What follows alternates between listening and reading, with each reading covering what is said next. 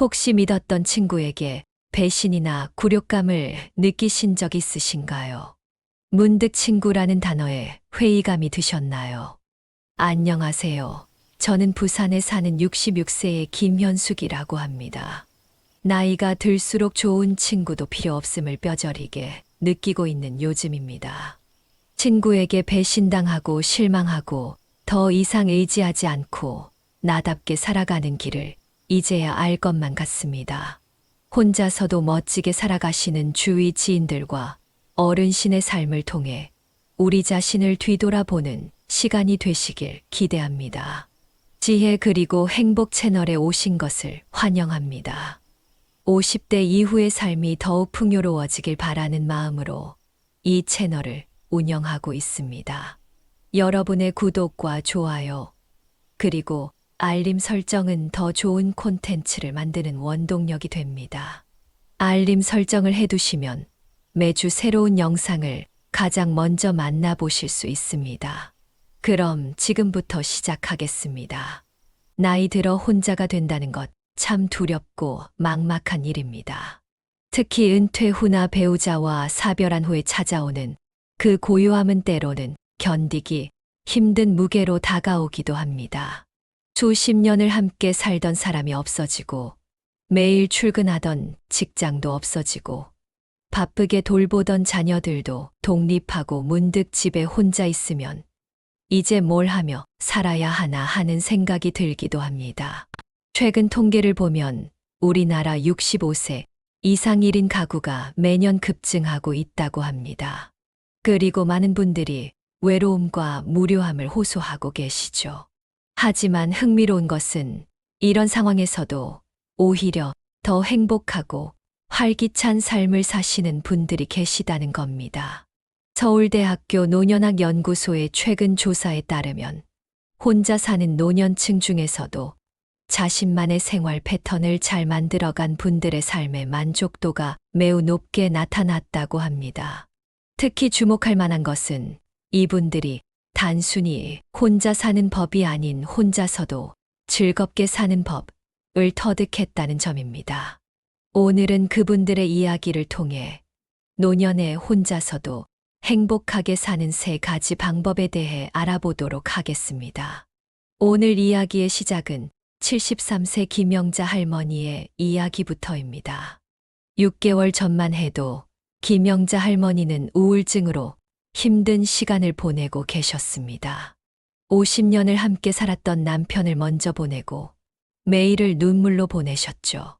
창문도 다 닫아두고 전화벨이 울려도 받지 않았어요. 하루 종일 TV만 보면서 시간을 보냈죠. 밥도 제대로 못 먹고 옷도 며칠씩 갈아입지 않았어요. 그렇게 6개월을 보냈어요.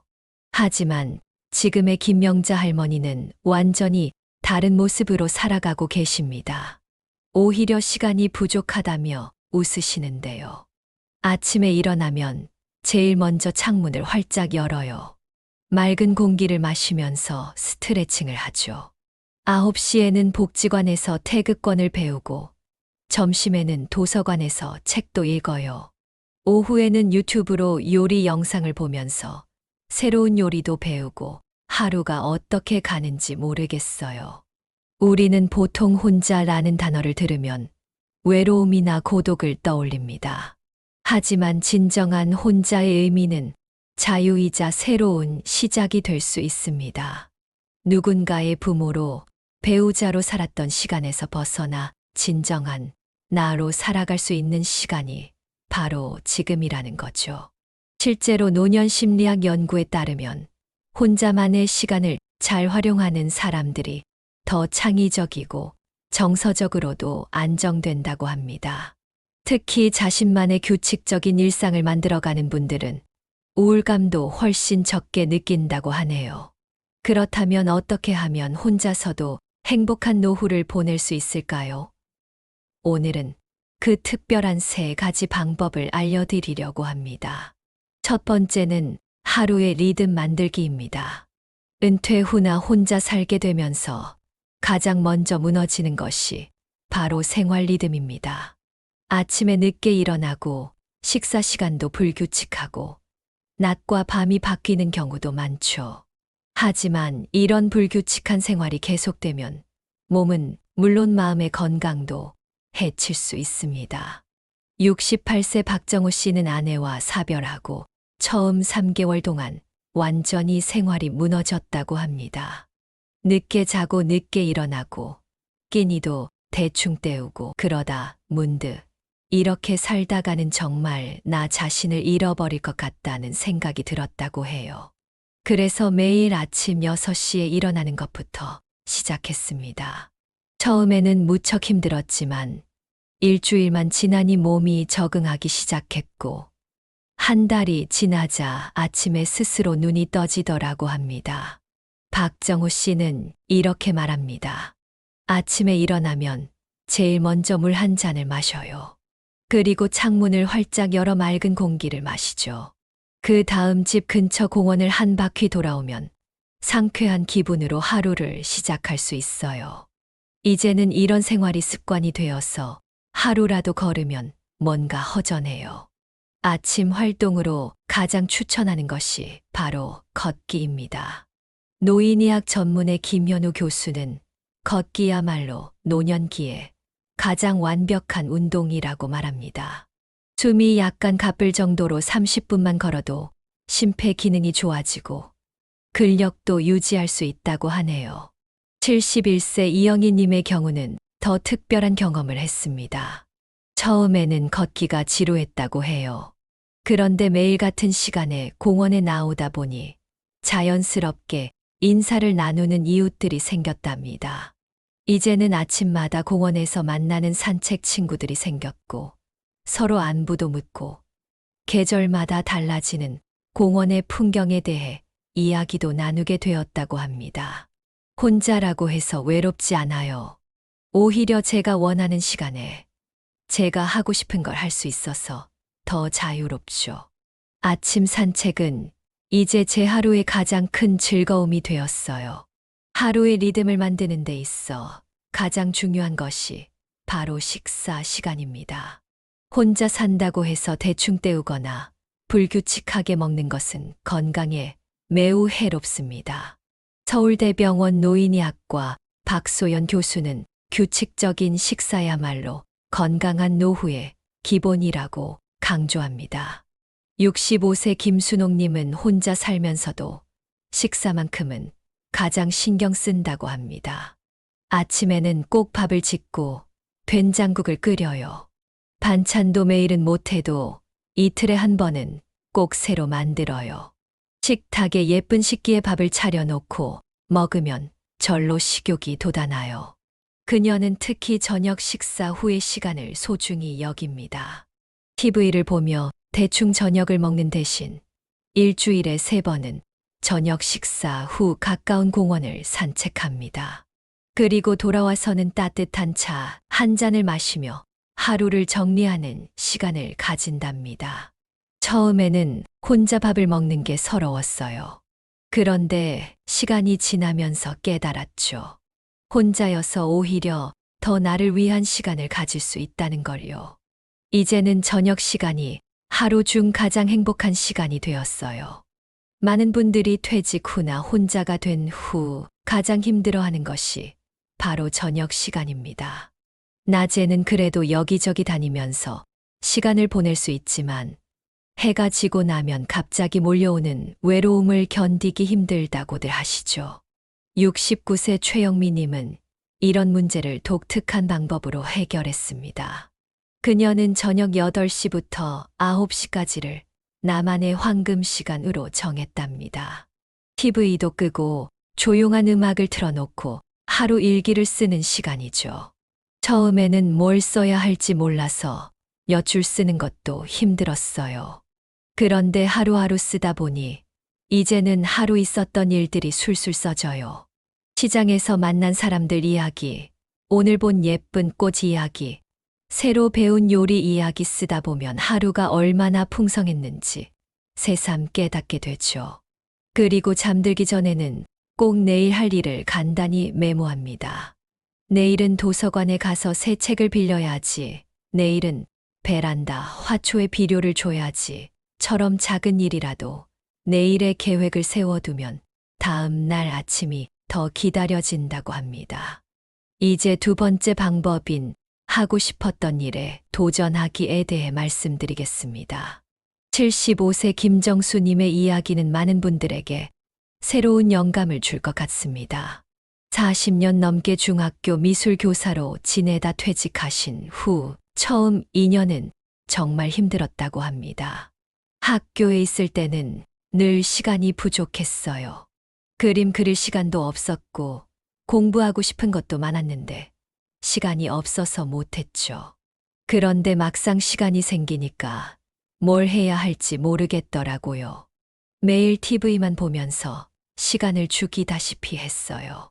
그러던 어느 날 우연히 동네 미술관에서 수채화 전시회를 보게 되었습니다. 전시회에 출품한 작가들 대부분이 60대 이상의 늦깎이 화가들이었죠. 그때 깨달았어요. 지금이야말로 진정으로 내가 하고 싶은 그림을 그릴 수 있는 시간이라는 걸요. 더 이상 누구의 눈치도 볼 필요 없고 평가도 받을 필요 없으니까요. 김정수님은 그날부터 매일 아침 2시간씩 그림을 그리기 시작했습니다. 처음에는 서툴렀지만 하루하루 조금씩 실력이 늘어갔죠. 1년이 지난 지금 그녀의 작은 작업실에는 50점이 넘는 수채화 작품이 걸려 있습니다. 제 그림을 보고 누군가 잘 그렸다고 칭찬해 주길 바라지는 않아요. 그저 제가 보고 싶은 것, 그리고 싶은 것을 마음껏 그리는 것, 그것만으로도 너무 행복해요. 매일 아침 붓을 들 때마다 설렘이 가득해요. 이처럼 나이 들어 시작하는 새로운 도전에는 특별한 의미가 있습니다. 젊었을 때는 성과나 결과를 중요시했다면 지금은 과정 자체를 즐길 수 있기 때문입니다. 72세 박영호 님도 비슷한 경험을 했습니다. 40년 넘게 회사를 다니다 은퇴한 후 우연히 시작한 가구 만들기가 지금은 인생의 가장 큰 즐거움이 되었다고 합니다. 처음에는 못 하나 박는 것도 어려웠어요. 하지만 하나씩 배워가는 과정이 재미있더라고요. 이제는 손주들 장난감도 직접 만들어주고 딸내미 집 책장도 만들어주고 쓸모있는 일을 한다는 게 참 뿌듯해요. 노년기에 새로운 도전이 주는 또 하나의 즐거움은 바로 만남입니다. 비슷한 관심사를 가진 사람들과 자연스럽게 교류할 수 있기 때문입니다. 68세 이명숙님은 도서관 독서 모임에서 제2의 인생을 발견했다고 합니다. 남편과 사별하고 우울증에 시달렸어요. 그러다 도서관에서 시니어 독서 모임이 있다는 걸 알게 됐죠. 처음에는 오랜만에 책을 읽어서 그런지 한 페이지 읽는 것도 힘들었어요. 하지만 다른 분들과 책 이야기를 나누다 보니 점점 재미가 생기더라고요. 이제는 매주 화요일이 기다려진다고 합니다. 책을 읽고 서로의 생각을 나누는 시간이 일주일 중 가장 행복한 시간이 되었다고 하네요. 나이 들어 새로운 친구를 만나는 게 쉽지 않잖아요.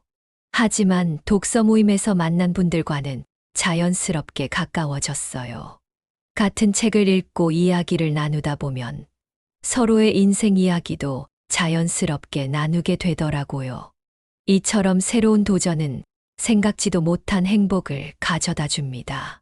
하지만 많은 분들이 나이 들어서 뭘 새로 배우나 라는 생각에 주저하시는 경우가 많습니다. 77세 장미연님은 이런 말씀을 하십니다. 72살에 스마트폰 배우기 시작했어요. 주변에서는 그 나이에 뭘 배우냐고 했죠. 하지만 저는 달랐어요. 손주들과 영상통화도 하고 싶고 카카오톡으로 사진도 주고받고 싶었거든요. 서툴러서 처음에는 손주들한테 많이 혼났어요. 하하하. 그래도 포기하지 않고 계속 배웠더니 이제는 유튜브로 요리 영상도 보고 좋아하는 가수 노래도 찾아 들어요. 노인 심리학자 김현중 교수는 이렇게 말합니다. 나이가 들수록 새로운 것을 배우는 게 어려워지는 건 사실입니다. 하지만 그만큼 삶의 경험이 풍부하고 여유도 있죠. 젊었을 때는 성과를 내야 한다는 압박감에 배움 자체를 즐기지 못했다면 지금은 순수하게 배움의 즐거움을 느낄 수 있는 시기입니다. 이제 세 번째 방법인 디지털 시대를 즐기기에 대해 말씀드리겠습니다. 많은 어르신들이 스마트폰이나 컴퓨터를 어려워하십니다. 하지만 요즘 시대에 디지털 기기를 활용하지 못하면 많은 것을 놓치게 됩니다. 69세 이정희님의 이야기를 들어보겠습니다. 처음에는 스마트폰으로 전화만 했어요.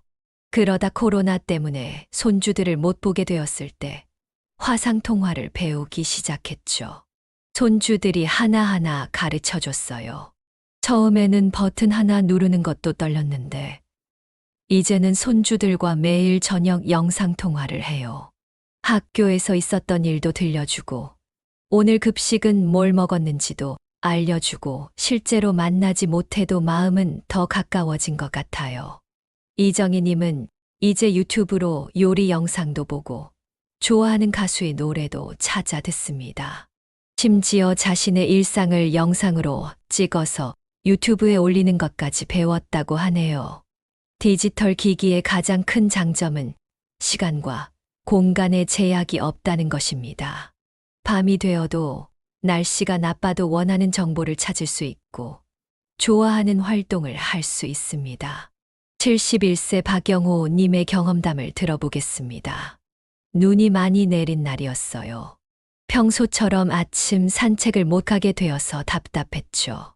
그런데 유튜브에서 실내 운동 영상을 찾아서 따라하게 됐어요. 처음에는 영상 속도를 따라가기 힘들었는데 이제는 매일 아침 집에서도 운동을 해요. 비가 오나 눈이 오나 꾸준히 할 수 있다는 게 정말 좋아요. 또 다른 장점은 바로 새로운 배움의 기회가 무궁무진하다는 겁니다. 요리를 배우고 싶으면 요리 영상을, 그림을 배우고 싶으면 그림 그리기 강좌를, 음악을 듣고 싶으면 좋아하는 노래를 언제든 찾아볼 수 있습니다.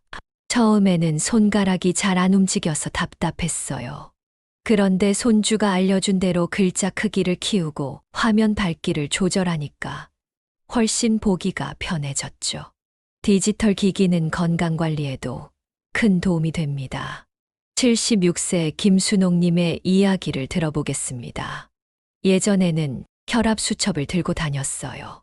그런데 이제는 스마트폰 앱으로 혈압을 기록하니까 너무 편해요. 매일 몇 걸음 걸었는지도 자동으로 체크되고 약 먹을 시간도 알람으로 알려주고 마치 제 건강을 24시간 지켜보는 비서가 생긴 것 같아요. 하지만 무엇보다 중요한 것은 디지털 기기를 통해 가족, 친구들과 더 가까워질 수 있다는 점입니다. 73세 박명자님은 이렇게 말씀하십니다. 며느리가 찍어서 보내준 손주의 첫걸음마 영상을 보면서 얼마나 울었는지 몰라요. 멀리 있어서 직접 보지는 못했지만 영상으로나마 그 순간을 함께 할 수 있어서 정말 감사했죠. 요즘은 손주가 그린 그림도 바로바로 받아보고 일상의 작은 일들도 실시간으로 공유할 수 있어요. 거리는 멀어도 마음은 더 가까워진 것 같아요. 물론 처음부터 디지털 기기를 잘 다루기는 어렵습니다. 78세 장미영님의 이야기를 들어보겠습니다. 처음에는 정말 무서웠어요. 잘못 눌렀다가 큰일이라도 날까봐 겁이 났죠. 그래서 주민센터에서 하는 스마트폰 교실을 찾아갔어요. 저처럼 서투른 분들이 많더라고요. 다 같이 천천히 배우다 보니 자신감도 생기고 거기서 만난 분들과는 이제 단체 카톡방도 만들어서 수다도 떨어요. 디지털 시대를 즐기기 위한 첫걸음은 두려움 버리기입니다. 노인교육 전문가 이수진 교수는 이렇게 말합니다. 잘못 눌러도 괜찮습니다. 요즘 스마트폰은 실수를 해도 되돌릴 수 있도록 설계되어 있어요. 중요한 건 시도해보는 용기입니다. 한 번 배우면 그게 평생의 즐거움이 될 수 있죠. 특히 요즘은 어르신들을 위한 다양한 교육 프로그램이 있습니다. 주민센터, 복지관, 도서관에서 무료로 진행하는 강좌들이 많으니 가까운 곳부터 찾아보시면 좋습니다. 여기서 중요한 것은 천천히 하나씩 배워가는 자세입니다. 82세 최옥순 할머니의 이야기를 들어보겠습니다. 처음에는 카카오톡 하나만 배웠어요. 매일 아침 딸에게 잘 잤니? 메시지 보내는 것부터 시작했죠. 한 달 뒤에는 사진도 보낼 수 있게 됐고, 또 한 달 뒤에는 동영상도 보낼 수 있게 됐어요.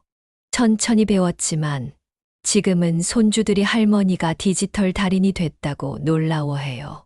디지털 기기를 통해 할 수 있는 즐거운 활동들은 정말 많습니다.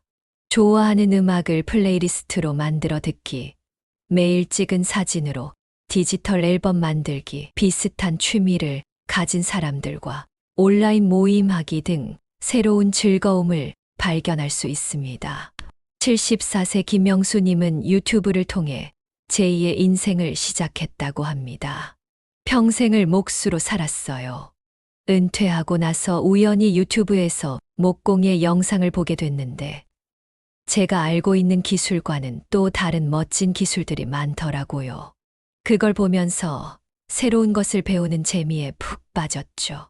특히 밤늦게 잠이 오지 않을 때도 디지털 기기는 좋은 친구가 됩니다.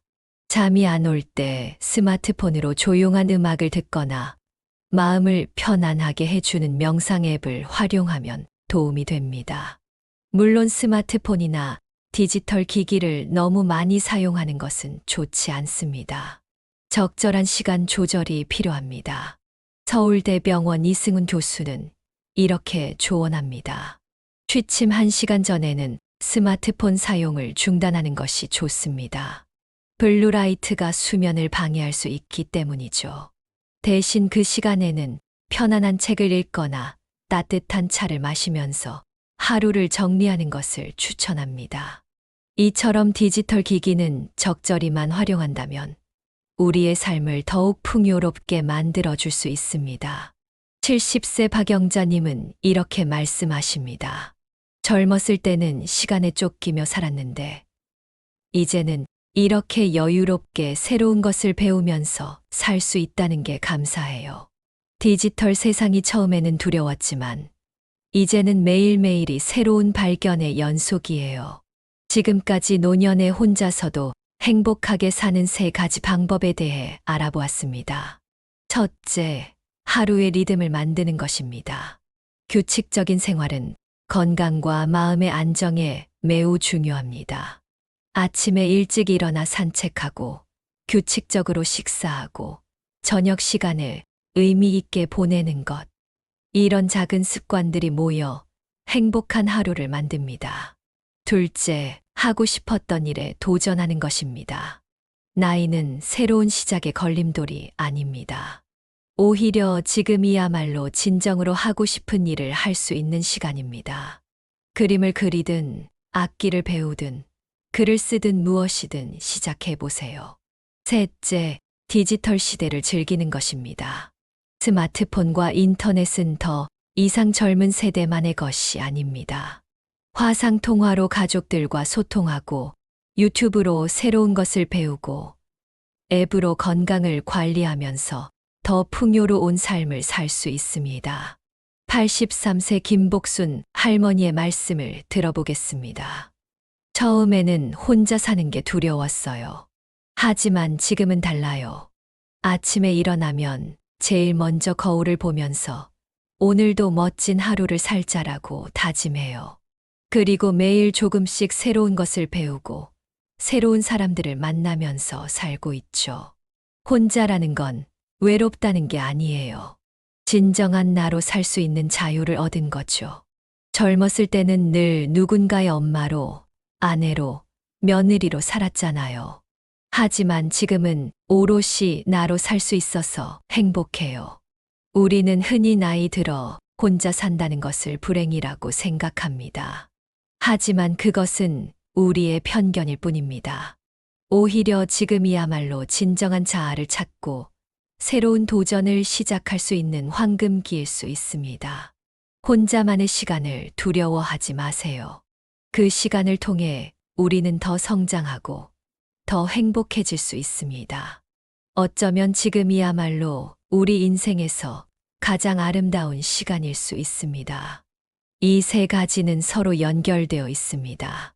규칙적인 생활 속에서 새로운 도전을 하고 디지털 기기를 통해 그 경험을 더 풍성하게 만들 수 있습니다. 중요한 것은 첫걸음을 내딛는 용기입니다. 우리의 인생에서 가장 소중한 시기가 언제일까요? 많은 분들이 젊었을 때라고 대답하실 겁니다. 하지만 저는 지금 바로 이 순간이 가장 소중한 시기라고 생각합니다. 나이가 들었다고, 혼자가 되었다고 인생이 끝난 것이 아닙니다. 오히려 이제야말로 진정한 나로 살아갈 수 있는 시간입니다. 노년의 삶은 새로운 시작입니다. 하루하루가 새로운 도전이 될 수 있고 매 순간이 새로운 발견이 될 수 있습니다.